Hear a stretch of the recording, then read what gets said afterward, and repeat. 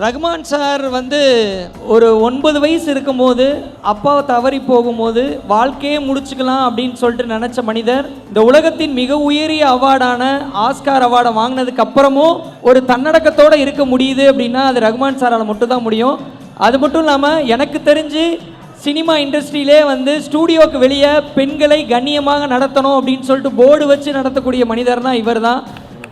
அது மட்டும் இல்லாமல் நிறைய பேருக்கு தெரியாது, அதாவது ஃபிர்தௌஸ் அப்படின்னு சொல்லிட்டு துபாயில் வந்து இவங்க பெண்களுக்காக உலகத்தில் இருக்க இப்போ ஆண்ட்ரியா மேம்க்கெலாம் கண்டிப்பாக தெரிஞ்சிருக்கோம், பிரதருக்கெலாம் தெரிஞ்சிருக்கோம். ஃபிர்தௌஸ் அப்படின்னு சொல்லிட்டு உலகத்தில் இருக்கக்கூடிய டேலண்டான ஃபீமேல் டேலண்ட்ஸ் எல்லாரையும் மோட்டிவேட் பண்ணணும்னு சொல்லிட்டு இசைக்கலைஞர்களெல்லாம் மோட்டிவேட் பண்ணணும்னு சொல்லிட்டு துபாய் கவர்மெண்ட் கேட்டுக்கிட்டதுக்கு இணங்க அவர் வந்து ஒரு மிகப்பெரிய அமைப்பை உருவாக்கி செயல்பட்டு இருக்காரு. நாகாலாந்தில் இருக்கக்கூடிய டீமுக்கும் வந்து நிறைய குழந்தைகளுக்கு வந்து மியூசிக் வந்து ஃப்ரீயாக கற்றுக் கொடுத்துட்ருக்காரு. சன்ஷைன் ஆர்கெஸ்ட்ரான்னு சொல்லி கற்றுக் கொடுத்துட்ருக்காரு.